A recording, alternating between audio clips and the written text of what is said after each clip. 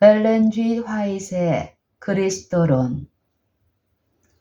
엘렌 G. 화이트는 재림교회의 기본 신조 형성 과정에서 중대한 역할을 담당했다.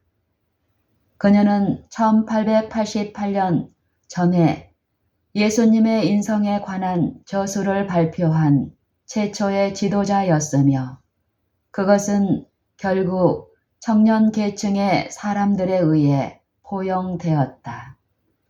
1858년 이 문제에 관한 그녀의 첫 번째 기사들을 기록한 후에 엘렌 G. 화이트는 리뷰 앤드 헤럴드지에 실린 기사들과 그 후에 그녀의 서적들 가운데서 점점 더 명료하게 그 주제에 대한 사상을 계속적으로 발표했다.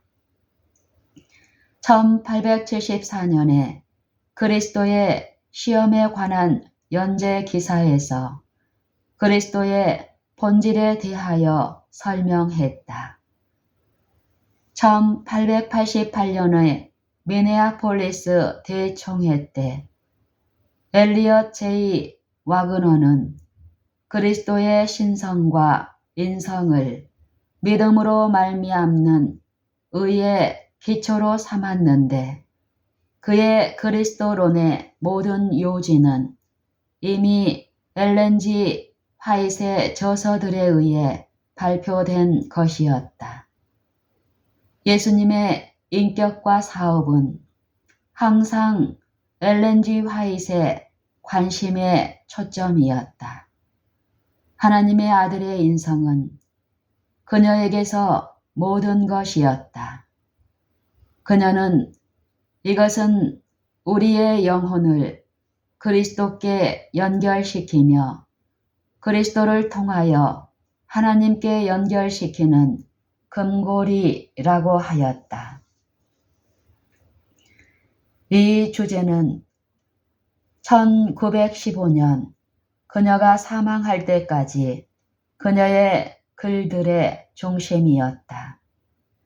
그녀가 펜을 놓기 불과 6개월 전에 기록하기를 그리스도가 자진하여 명성도 버리고 스스로 종의 형체를 취하심은 제 있는 육신의 모양이 되어 본질상 무죄하고 존귀하신 하나님의 아들이 인간의 옷을 입으실 것을 동의하시고 타락한 인류와 하나가 되셨다. 그리스도께서 자진하여 명성도 버리고 스스로 종의 형체를 취하심은 제 있는 육신의 모양이 되어 본질상 무죄하고 존귀하신 하나님의 아들이 인간의 옷을 입으실 것을 동의하시고 타락한 인류와 하나가 되셨다. 영원한 말씀이 육신이 되실 것을 동의하셨다. 하나님이 사람이 되셨다고 하였다. 불행하게도 엘렌 G. 화이트는 결코 이 주제에 관해 조직적이고도 체계적으로 취급하지는 않았다. 이것이 분규의 원인이었다. 그녀의 12만 페이지의 원고 가운데 예수님의 인성에 관한 기사는 수백 번에 불과했다. 더구나 어떤 환경이나 특별한 관점에 따라 동일한 개념들이 때로는 다르게 제시되므로 모순되는 것처럼 볼 수 있다.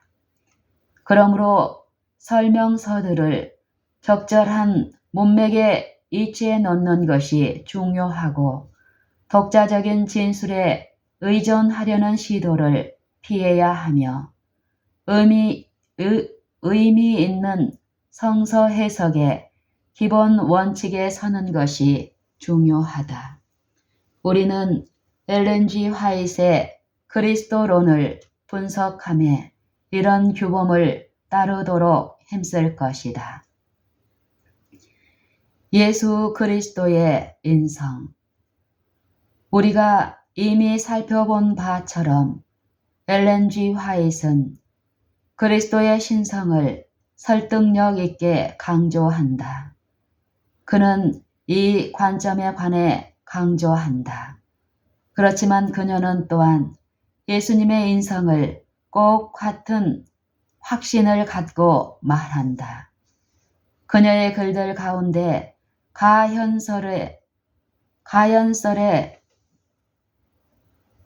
가연설의 흔적은 전혀 없다. 그녀의 글들 가운데 가연설의 흔적은 전혀 없다.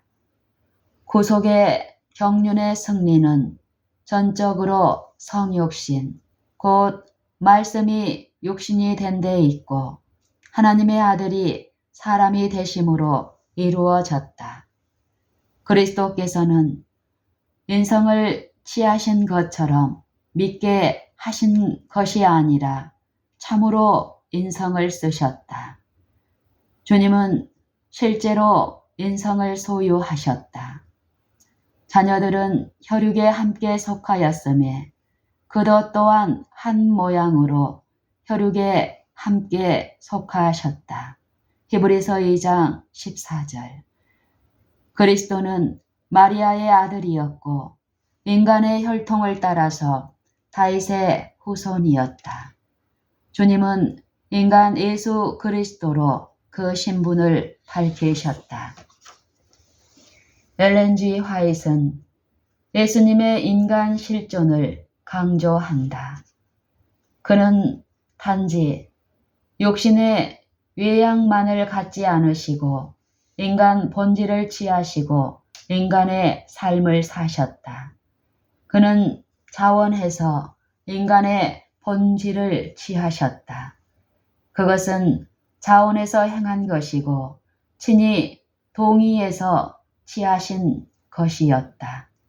그는 소망이 없어 보이는 아기로 오셨고 우리가 지닌 그대로의 인간이 되셨다. 이런 개념을 일반적인 방법으로 진술한 것에 만족하지 않고 엘렌 G. 화이트는 강조해서 말하기를 주저하지 않았다. 예수께서 인성을 취하시고 사람의 모양으로 오셨을 때 그는 모든 인간의 조직체를 소유하셨다. 그의 정신적이고 신체적인 기능들은 인간의 연약성의 수준에까지 저하되었다. 비록 그리스도께서는 유전 법칙의 결과를 가진 인간의 본성을 취하셨지만 그에게는 신체적인 결함이 없으셨다.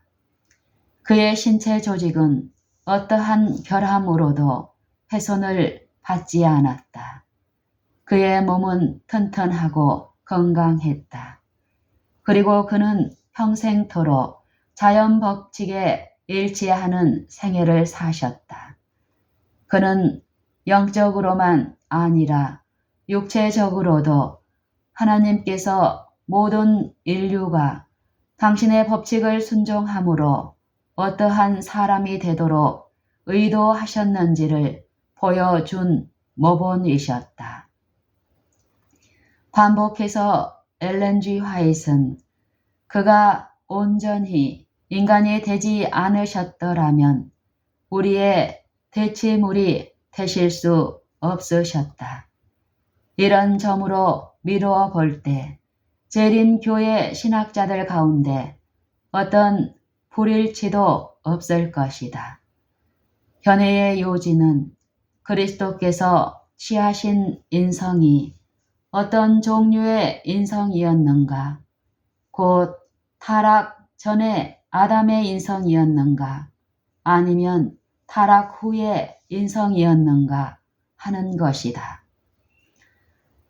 아담의 타락 전 인성인가, 타락 후 인성인가?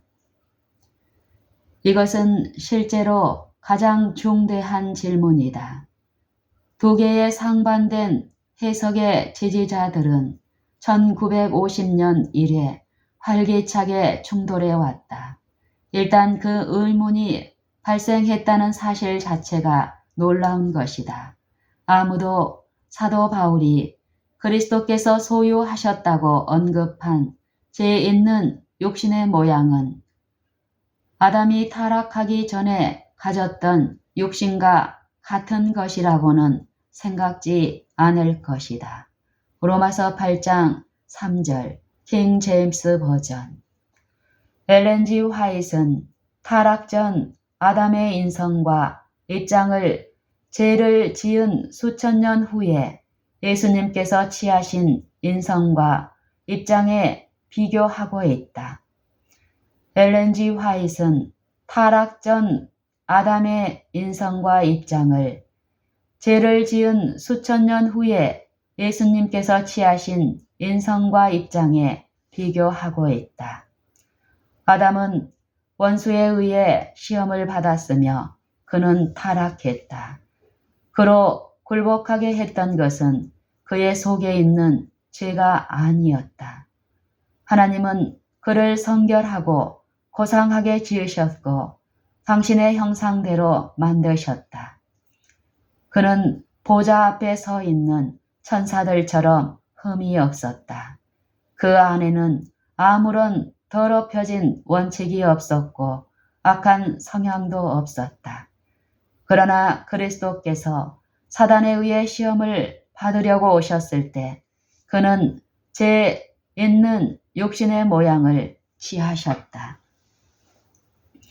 시대의 소망에서 엘렌 G. 화이트는 아담과 예수의 본성과 입장을 여러 차례 대조하고 있다. 아담이 에덴에서 죄를 짓지 않았을 때라도 하나님의 아들이 인성을 취하는 것은 거의 무한한 굴욕이 되었을 것이다. 그런데 예수께서는 인류가 4,000년간 죄로 말미암아 연약해진 때에 인성을 취하셨다. 그는 아담의 모든 자녀들과 같이 유전 법칙에 끼쳐온 결과를 받으셨다. 이러한 결과가 어떠하였는지는 예수의 조상들의 역사 가운데 드러나 있다. 그는 이러한 유전을 지니고 우리의 슬픔과 시험을 당하시고 우리에게 죄 없는 생애의 모본을 주시기 위하여 오셨다. 또한 그리스도께서는 우리와 같은 인성으로 아담의 실패를 만회하실 것이었다. 그러나 유혹자의 공격을 받았을 때에 아담은 아무런 죄의 영향을 받지 않았었다. 아담은 완전한 장년으로 몸과 마음에 충만한 활력을 소유하고 있었다. 그는 에덴의 영광에 둘러싸여 있었고 날마다 하늘의 천사들과 교통하고 있었다. 그러나 예수께서 사단과 상대하시기 위하여 광야에 가셨을 때에는 그렇지 못했다. 4,000년간 인류는 체력과 정신적 능력 그리고 도덕적 가치가 퇴보되어 왔다. 그리고 그리스도께서는 퇴보된 인류의 연약함을 취하셨다. 이렇게 하심으로써만 그는 인류를 세태의 깊은 구렁에서 구출하실 수 있으셨다. 결국 엘렌 G. 화이트는 다음과 같은 1874년의 기사에서 그리스도의 타락 후의 인성에 관하여 자신의 입장에 조금도 의문점을 남기지 않았다. 구속의 위대한 사업은 타락한 아담의 위치를 취하신 구속주에 의해서만 성취될 수 있었다. 1901년 진술에서 동일한 입장을 보였다. 하나님의 본성, 곧 그분의 율법이 범해진 그분의 본성과 범법자인 아담의 본성이 하나님의 아들이요 사람의 아들이신 예수 안에서 만났다. 1901년 진술에서 동일한 입장을 보였다. 하나님의 본성, 곧 그분의 율법이 범해진 그분의 본성과 범법자인 아담의 본성이 하나님의 아들이요 사람의 아들이신 예수 안에서 만났다.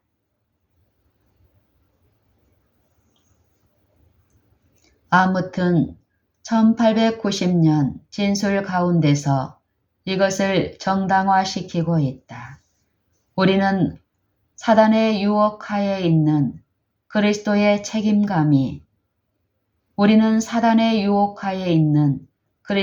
책임감이 그분의 인성을 타락하게 했다고 생각하거나 그분이 인간과 똑같이 죄되고 오염된 경향을 지니고 있었다고 생각해서는 안 된다. 인간과 연합된 신의 성품은 그분이 사단의 유혹에 굴복할 가능성이 있게 했다. 이 점에서 그리스도께 대한 시험은 아담과 하와의 경우에서보다 훨씬 컸다. 왜냐하면 그리스도께서는 우리의 본성을 취하셨는데 그것은 타락했으나 더럽혀지지 않은 본성이었기 때문이었다.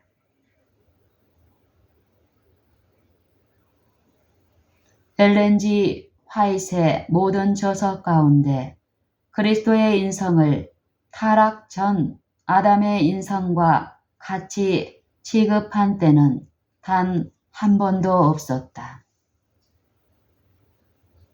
반대로 예수께서 아담의 죄와 타락이 시작된 4000년 후에 아담의 본성을 취하셨다고 확정한 단어들이 많이 있다. 다시 말해서 그는 타락한 상태에 있는 우리의 육신, 곧 사도 바울이 표현한 죄 있는 육신의 모양을 취하셨다. 타락한 상태의 인간의 본성. 엘렌 G. 화이트는 예수님의 본질과 우리 사이의 유사성을 강조한다. 예수께서 우리의 본성을 취하셨다고 말로만 하는 것이 아니라 그는 타락한 상태, 죄로 태화되고 손상받은 연약함과 허약성을 지닌 본성을 취하셨다고 반복해서 강조한다. 그녀는 이런 표현들을 예수께서 취하신 인성을 묘사하는데 반복해서 사용하였다. 엘렌 G. 화이트이 예수께서 취하신 육신을 묘사하는데 가장 많이 사용한 표현은 사도 바울에게 빌려온 죄 있는 육신의 모양이다. 로마서 8장 3절 킹 제임스 버전. 그녀는 다음과 같이 언급함으로 그것을 보충한다. 그리스도는 육신이 되셨을 뿐 아니라 죄 있는 육신의 모양을 취하셨다. 그리스도는 육신이 되셨을 뿐 아니라 죄 있는 육신의 모양을 취하셨다. 또 다른 진술 가운데 빌립보서 2장 7절을 사용한다. 곧 예수 그리스도는 사람들과 같이 되었고 그는 또한 로마서 8장 3절을 사용한다. 그는 스스로 어떤 명성도 구하지 않으시고 종의 형체를 가져 죄 있는 육신의 모양을 취하셨다. 엘렌 G. 화이트는 자주 고린도후서 5장 21절을 인용한다. 하나님이 죄를 알지도 못하신 자로 우리를 대신하여 죄를 삼으신 것은 그녀는 이것을 온 세상의 죄를 위한 대체물로서 그리스도의 십자가상의 죽으심만이 아니라 그의 공생애의 시작과 광야의 시험의 기간과 그의 온 생애 곧 친히 나무에 달려 그 몸으로 우리 죄를 담당하신 그리스도의 참된 본성을 묘사하는 데 연결시키고 있다. 요한일서 2장 2절, 베드로전서 2장 24절. 그리스도께서는 인류를 도우시기 위하여 이 땅에 오셨을 그때에 존재했던 인류의 죄들과 유약성을 지닌 몸을 가지고 계셨다. 타락한 인류를 향상시키기 위하여 그리스도께서는 인류가 처하여 있던 그 이치에 이르러야만 하였다. 주님은 인성을 쓰셨으며 인간의 유약성과 타락한 상태를 취하셨다. 죄를 알지 못하시는 주님께서 우리를 위하여 죄가 되셨다. 인간적인 비애의 가장 깊은 맛을 보시기 위하여 당신 스스로 굴욕을 당하심으로 인간에게 이를 자격을 얻으셨고 인간을 죄 가운데 빠지게 한 타락의 상태에서 건질 수 있게 되셨다. 엘렌 G. 화이트는 이 문제처럼 심각하고 미묘한 주제에 관해서 이중적인 의미 없이 매우 분명한 언어를 사용한다. 엘렌 G. 화이트는 이 문제처럼 심각하고 미묘한 주제에 관해서 이중적인 의미 없이 매우 분명한 언어를 사용한다. 타락한 인성에 그리스도께서 참여하신 사실이 이보다 더 분명하게 설명될 수 없다. 타락한 인성에 그리스도께서 참여하신 사실이 이보다 더 분명하게 설명될 수 없다. 당신의 왕관을 벗으시고 그분은 겸손하게 타락한 인간의 수준에까지 내려오셨다. 그리스도의 겸손을 생각해보라. 그는 당신 스스로 타락하고 고통받는 인성을 취하셨고 죄로 타락하고 더럽혀진 인간의 본성을 취하셨다. 더 나아가서 그는 자신을 낮추시고 당신 위에 죽음을 면할 수 없는 운명을 취하셨다. 이것은 유한한 인간이 이해할 수 없는 굴욕이었다. 그리스도는 타락한 인간의 연약함을 짊어지셨다. 오직 이렇게 하심으로써만 가장 깊은 타락의 밑바닥에서 사람을 구원해 낼 수 있었다. 타락한 인간의 본성에 예수께서 참여하신 사실에 관하여 가능한 어떤 오해도 피하기 위하여 엘렌 G. 화이트는 자주 떠맞다 또는 취하다는 뜻을 사용했는데 그리스도께서는 우리의 타락한 본성을 취하셨으며 사람이 굴복한 모든 시험에 굴복하도록 되셨다는 것을 의미한다. 그분께서는 인간의 본성에 따르는 모든 부담들이 입증되어야 하고 시련을 당해야 할 것으로 여기셨다. 그는 인성을 취하시고 그 연약함과 책임감과 시험을 맡으셨다. 타락한 상태 가운데 충만하고도 완전히 참여하신 그리스도의 인성은 인간의 구원을 위하여 필수 불가결한 것으로 엘렌 G. 화이트는 제시하고 있다.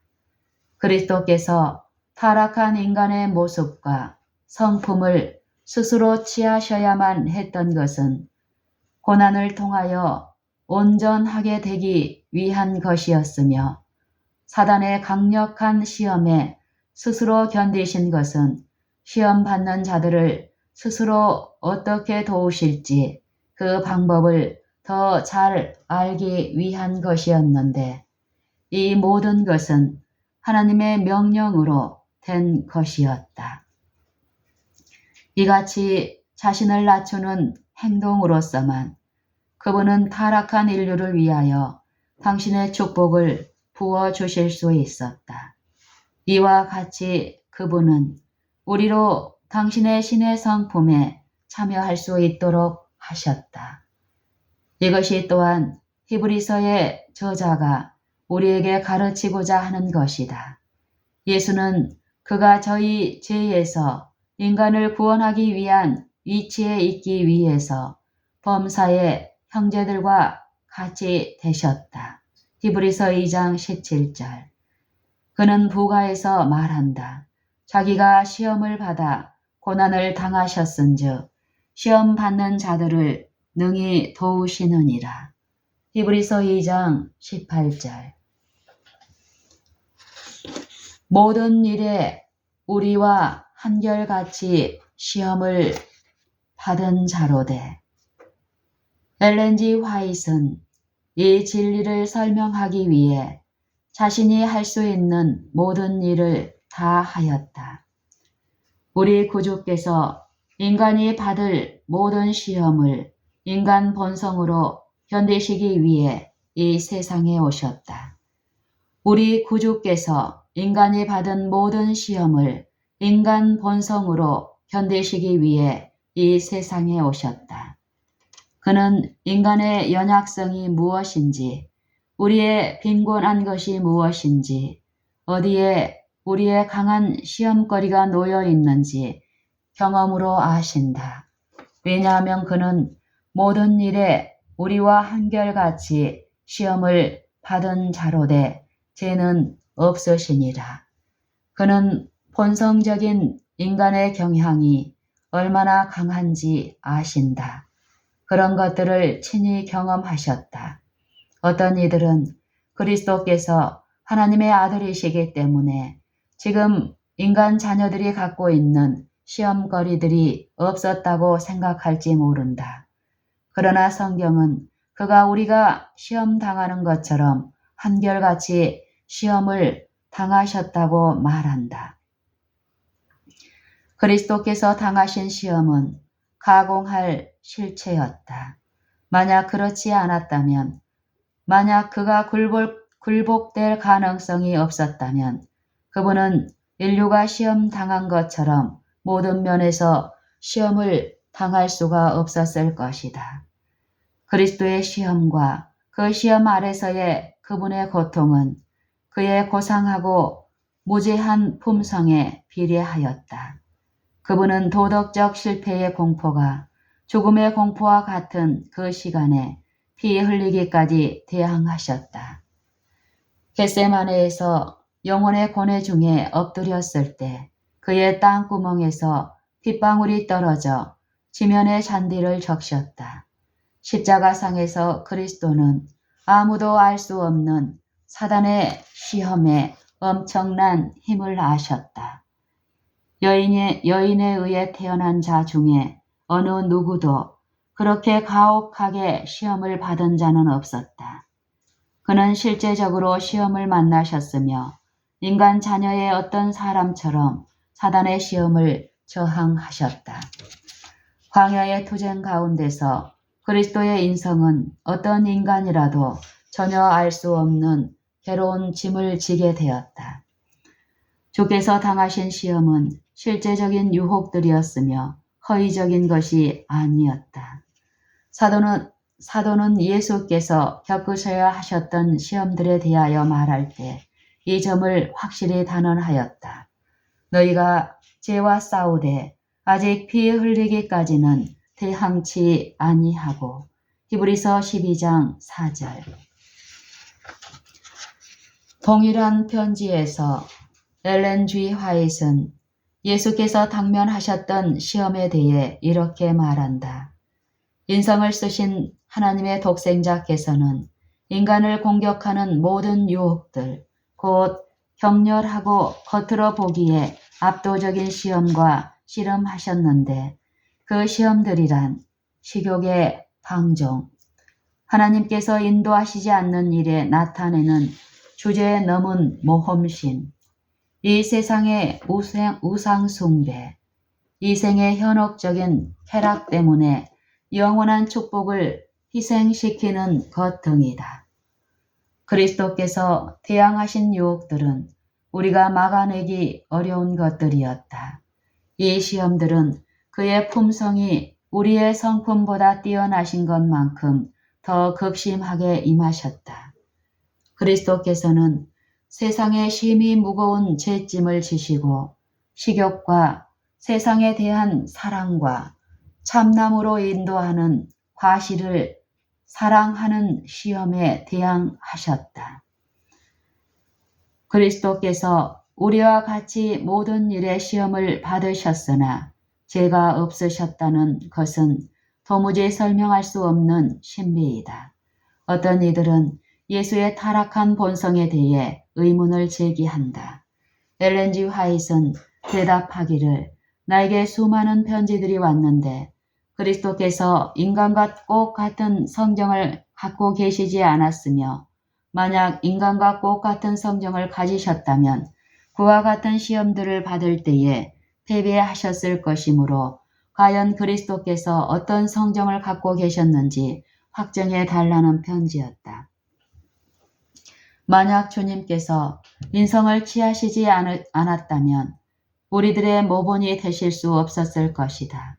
만약 주님께서 인성의 참여자가 아니셨다면 우리 인간이 시험을 당하는 것처럼 시험을 당하시지도 않았을 것이다.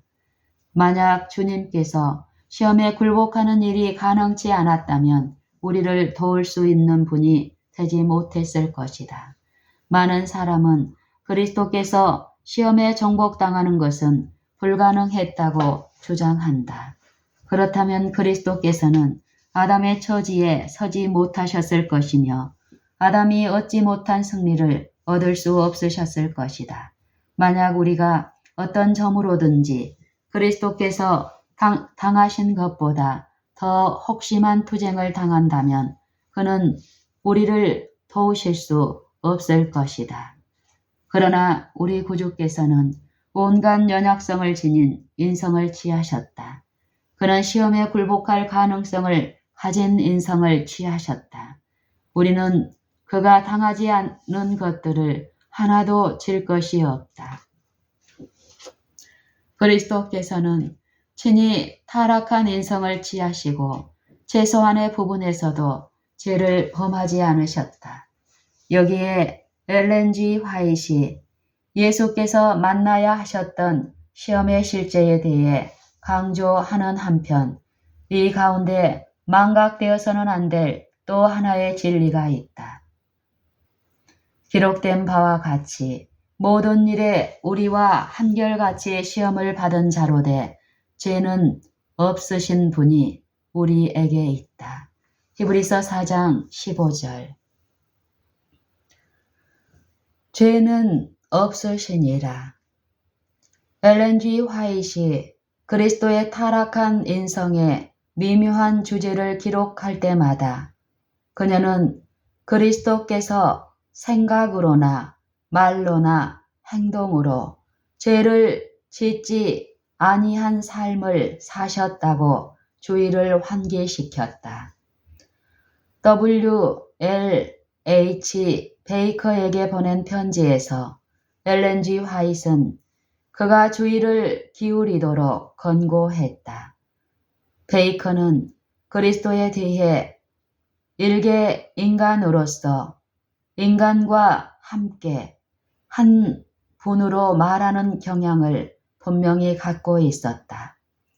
결코 어떤 방법으로든지 그리스도에게 부패의 흔적이나 성향이 있었다고 하거나 혹은 그분이 어떤 면으로든지 부패의 굴복했다는 인상을 사람들 생각에 조금이라도 남겨서는 안 된다.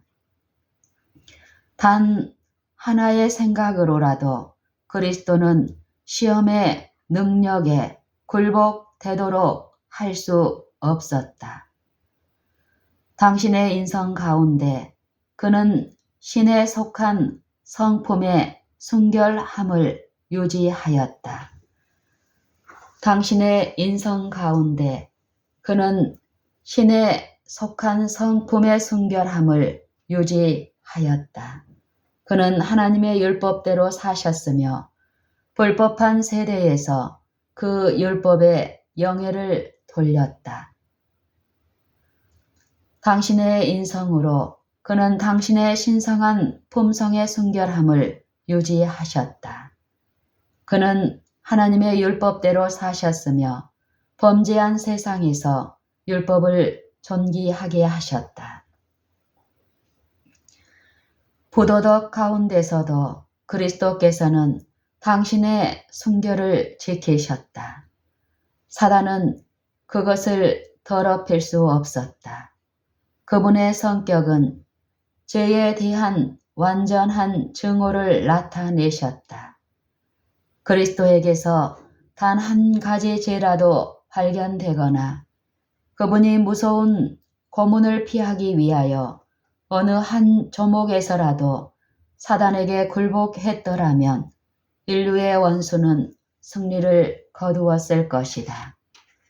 어떤 사람은 예수께서 오직 외적으로만 시험을 받으시고 내적으로는 결코 시험을 받지 않으셨다고 믿는다. 만일 그것이 사실이라면 그는 우리처럼 진실로 시험을 받지 않으셨을 것이다.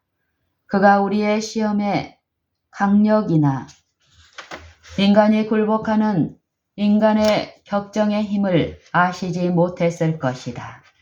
그러나 그는 깨끗하지 않거나 마음을 향상시키지 않고 고상하게 하지 않는 하나의 단순한 행동을 하게 하는 시험에도 결코 굴하지 않으셨다.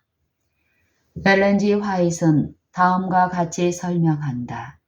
먼저는 군중에게 그리고 나중에는 제자들에게 예수께서는 부정케 하는 것은 밖에서 들어가는 것이 아니요 안에서 나오는 것이라고 더욱 충분히 설명하셨다.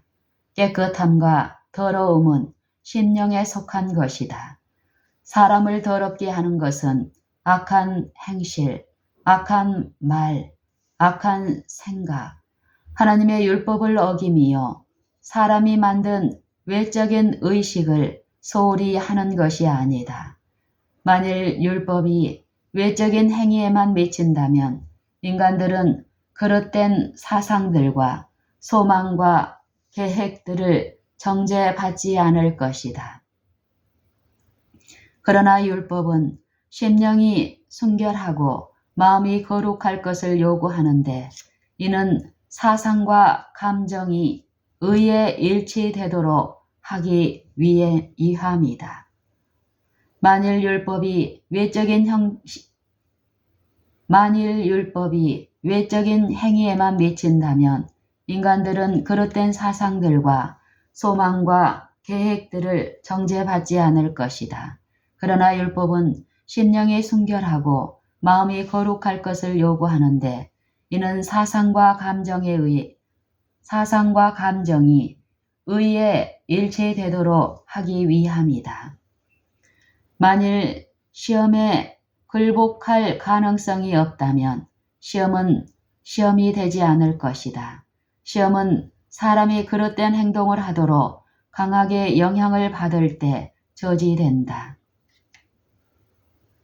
그리고 그가 할 수 있다는 것을 알게 되면 믿음으로 저항하고 신의 능력으로 견고한 터에 서게 된다. 이것이 그리스도께서 통과한 혹독한 시련이셨다. 그리스도께서는 스스로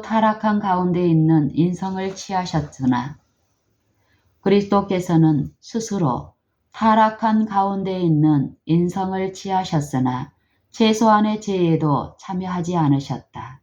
우리는 그리스도의 인성 가운데 추호의 오해도 있어서는 안 된다. 이것은 그분의 인성 자체에 죄가 없으셨다는 것이 아니라, 즉 이것이 그녀가 다른 곳에 기록했던 모든 내용과 모순되는 것으로 보일 것이다.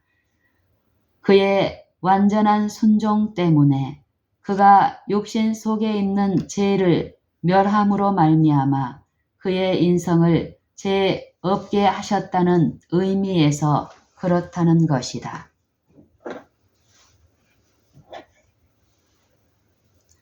신성과 인성 모두 지님.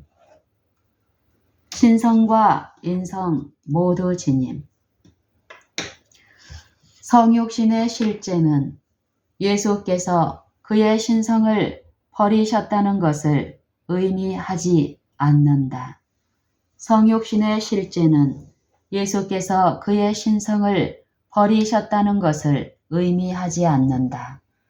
엘렌 G. 화이트는 언제나 말하기를 그분은 당신의 신성에 인성의 옷을 두르셨다고 하거나 혹은 신성을 인성으로 가리우셨다고 하였다. 이런 류의 표현은 그녀의 기록 가운데 125번이나 발견된다. 여기에 몇 가지 예를 들어보자. 우리를 위하여 그가 당신의 천국 보좌에서 내려오셔서 그의 신성을 인성으로 옷 입으셨다. 그분이 우리와 하나가 되기 위하여 당신의 왕복과 왕관을 옆으로 내려놓으셨다. 그리스도께서 그의 신성을 인성으로 바꾼 것이 아니라 신성 위에다 인성을 옷 입으셨다. 그는 그의 인성으로 신성을 가리우셨지만 그의 신성을 분리시키지는 않으셨다. 그는 친히 인간이 되셨지만 하나님이셨다. 천부께 속한 모든 것이 그리스도께 속한 것이다. 그리스도 안에서 하나님이 친히 하늘로부터 내려오셨다. 엘렌 G. 화이트는 예수님의 예루살렘 성전 방문에 관한 기록 가운데서 이렇게 언급했다. 둘째 성전이 영광을 받으셨는데 여호와의 영광의 구름 가운데서가 아니라 신성의 모든 충만이 육체로 거하시는 분의 살아있는 임재 가운데서였다. 하나님께서 친히 육체 가운데서 나타나셨다. 이것이 바로 비록 그가 우리와 한결같이 시험을 받은 자로되 이 세상에 처음 당신이 들어오신 때로부터 더러움에 둘려 있었으나 흠없이 세상 앞에 설 수 있었던 이유이다. 이같이 말하면서 엘렌 G. 화이트는 이런 질문을 한다. 우리도 그 충만하심에 참여하는 자들이 되지 않겠는가? 오직 이같이 함으로써만 그가 승리하신 것처럼 우리도 승리할 수 있지 않겠는가? 실제로 주님께서는 인간이 요구하여 얻을 수 있는 그런 능력을 힘입어 시험을 이겨내셨다. 주님께서는 하나님의 보좌를 굳게 붙잡았으며 누구든지 하나님께 대한 믿음을 통하여 그리스도께서 얻으신 것과 같은 동일한 도움을 얻을 수 있다. 인간은 신성의 참여자가 될 수 있으며 시험과 시련 가운데서 천국의 도움을 얻지 못할 남녀는 이 세상에 하나도 없다. 인성의 연약함을 지니신 그리스도께서 그보다 더 높은 본성, 곧 하나님이 천사의 가족들에게 주신 본성을 갖고 있는 자의 시험을 당해야만 하였다. 그러나 그리스도의 인성은 신성과 연합되어 있었고 이 능력 안에서 그는 사단이 그에게 가져다 줄 수 있는 모든 시험을 당하셨지만 그의 영혼은 조금도 죄로 더럽힘을 받지 않았다. 그리고 당신의 특이한 의로운 품성을 믿음으로 받아들이는 모든 아담의 아들과 딸들에게 이런 정복 할 수 있는 능력을 주실 것이다. 신의 성품에 참여하는 자. 엘렌 G. 화이트는 신의 성품에 참여할 수 있는 인간에게 제공된 가능성을 특별히 강조하였다. 베드로후서 2장 4절. 이것이 그리스도께서 이 세상에 오신 목적이다. 그는 사람에게 하나님의 능력을 주셔서 죄의 권세로부터 그들을 구원하시기 위하여 오셨다. 그리고 그들로 하나님의 자녀가 되게 하셨다. 이 목적에 대해 그리스도께서는 타락한 인간의 본성에 참여하셔야만 하셨고, 우리는 그분의 신의 성품에 참여할 수 있도록 하셨다. 예수께서 우리의 본성을 취하시고 승리하신 것은 우리로 당신의 본성을 취함으로 말미암아 승리할 수 있도록 하기 위함이었다. 예수께서는 죄 있는 육신의 모양으로 오셨으나 죄 없는 생애를 사셨다. 로마서 8장 3절. 왜냐하면 남녀들은 그리스도의 능력과 그분의 교훈 아래서 그리스도께서 이 세상에서 사셨던 생애를 살 수가 있다. 사단과의 싸움에서 그들은 그분께서 가지셨던 모든 도움을 받을 수가 있다. 그들은 그들을 사랑하시고 그들을 위해 자기 자신을 주신 분을 통하여 정복자 이상이 될 수 있기 때문이다. 그리스도께서는 당신의 인성을 지니시고 그가 붙들었던 하나님의 권세를 통해 죄를 정복하셨다. 인간 가족들은 누구든지 그와 같이 행할 권세를 갖고 있다. 그리스도께서는 인간이 신의 성품에 참여하고도 할 수 없는 일은 아무것도 행하지 않으셨다. 그는 우리 인간에게 제공되지 않는 어떤 권세도 당신 자신의 유익을 위하여 사용하지 않으셨다. 인간으로 그는 시험을 만나셨고 하나님께로부터 받은 능력으로 승리하셨다.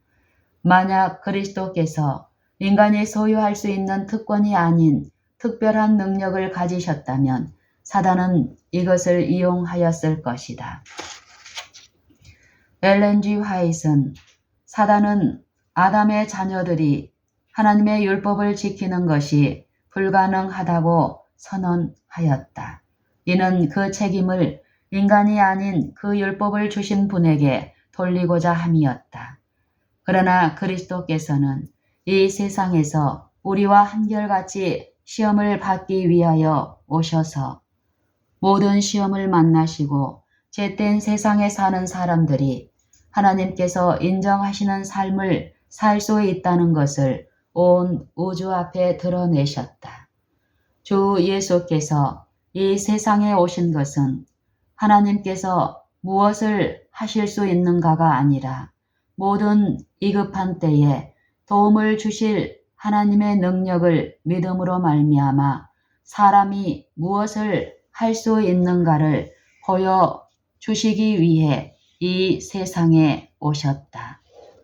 사람이 믿음으로 신의 성품의 참여자가 되고 그가 만나는 모든 시험을 정복하도록 하시기 위하여 그리스도께서 오신 것이다.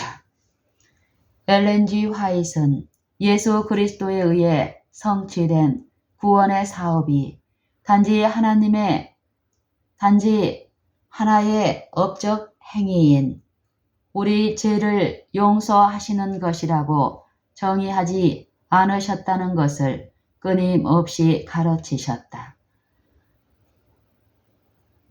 엘렌 G. 화이트는 예수 그리스도에 의해 성취된 구원의 사업이 단지 하나의 업적 행위인 우리 죄를 용서하시는 것이라고 정의하지 않으셨다는 것을 끊임없이 가르치셨다. 그리스도께서는 우리들을 신의 성품에 참여하는 자가 되게 하기 위하여 오셨다. 그리고 그분의 생애는 인성이 신성과 연합할 때 죄를 짓지 않게 된다는 것을 말해 준다. 그리스도께서 인간으로서 인간을 위해 싸우도록 전쟁터에 오셨다는 것은 엄연한 사실이었다. 당신이 시험을 만나시고 승리하신 것은 우리에게 인간이 하늘의 모본자를 그대로 닮지 않으면 안 된다는 것을 말해 준다. 인간은 신의 성품에 참여자가 되지 않으면 안 된다. 그리스도의 생애는 당신이 받으신 동일한 하나님의 권능의 도움을 받음으로 인간이 하나님의 법을 순종할 수 있다는 것을 증거하셨다. 분명한 것은 이 시험이 만일 예수께서 우리의 인성과는 다른 인성인 타락 전에 아담의 인성으로 오셔서 죄 없는 생애를 사셨다면 그 효력을 상실하였을 것이다. 이 사실은 엘렌 G. 화이트이 완전한 논리를 갖고 위대한 구속 사업은 구속주가 타락한 아담의 입장을 취함으로써만 성취될 수 있었다고 확증하는 이유를 설명하고 있다. 결론. 엘렌 G. 화이트는 영양학과, 건강, 교육, 신학, 의료사업, 복음사업 등과 같은 폭넓고 다양한 주제에 대해 기록하였다. 그런데도 그가 즐겨 사용한 주제는 의심할 바 없이 예수의 인격과 사업에 관한 것이었다. 비록 그녀가 조직적인 방법으로 그리스도론의 주제를 취급하지 않았을지라도 그것들은 그녀의 저서들 가운데 속속들이 되어 있다. 그녀는 그 사실을 잘 진술하고 있다. 그리스도와 그분의 품성과 사업은 모든 진리의 중심을 이루고 있으며 그분의 모든 가르침의 보석들이 연결되어 있는 중심 교리이다. 그리스도와 그분의 품성과 사업은 모든 진리의 중심을 이루고 있으며 그분의 모든 가르침의 보석들이 연결되어 있는 중심 교리이다. 그분 안에서 진리의 완전한 체계가 발견된다. 이런 이유 때문에 그녀는 하나님의 아들의 인성은 우리에게 모든 것이다. 이것은 우리의 영혼을 그리스도께 연결시키며 그리스도를 통하여 하나님께 연결시키는 황금 사슬이다 라고 기록한다. 우리가 알 수 있는 것처럼 엘렌 G. 화이트의 그리스도론의 핵심은 죄된 인간들을 하나님 앞으로 인도하시는 화목 사업을 위한 예수 그리스도의 중보 사업에 기초하고 있다. 그녀는 사도 바울과 완전히 조화되고 있는데 바울은 이런 회복이 죄 있는 욕심의 모양을 지닌 그리스도의 성육신 때문에 가능하다고 말하고 있다. 로마서 8장 3절. 우리는 엘렌 G. 화이트의 그리스도론에 대해 산상보훈의 그의 주석 가운데서 훌륭한 요약들을 보게 된다. 그리스도는 야곱이 보았던 밑바닥은 지상에 꼭대기는 하늘문 곧 영광의 문 어귀에 닿은 그 사다리이시이다. 그리스도는 야곱이 보았던 밑바닥은 지상에 꼭대기는 하늘문 곧 영광의 문 어귀에 닿은 그 사다리이시다. 만일 그 사다리가 단 하나의 발판 때문에 지상에 도달하지 못했더라면 우리는 잃어버린 바 되었을 것이다. 그러나 그리스도께서는 우리가 있는 곳에 찾아오신다. 예수께서 우리의 본성을 취하시고 승리하신 것은 우리로 당신의 본성을 취함으로 말미암아 승리할 수 있도록 하기 위함이었다. 예수께서는 죄 있는 육신의 모양으로 오셨으나 죄 없는 생애를 사셨다. 로마서 8장 3절. 이제 예수께서는 당신의 신성으로 하늘의 보좌를 붙드시는 한편 당신의 인성으로 우리를 붙드신다. 예수께서는 당신을 믿음으로 말미암아 하나님의 품성의 영광에 이르라고 우리에게 명하신다. 그러므로 우리는 아버지의 온전하심과 같이 온전해야 한다. 엘렌 G. 화이트는 그리스도는 죄 있는 육신의 모양으로 나타나셨고 그것이 없이는 하나님과 어떤 화목도 없음을 나타낸다. 엘렌 G. 화이트는 그리스도는 죄 있는 육신의 모양으로 나타나셨고 그것이 없이는 하나님과 어떤 화목도 없음을 나타낸다. 그의 인성의 완전함과 신성의 완전함은 우리로 하나님과 화목을 이룰 수 있는 강력한 입지를 만들어 준다.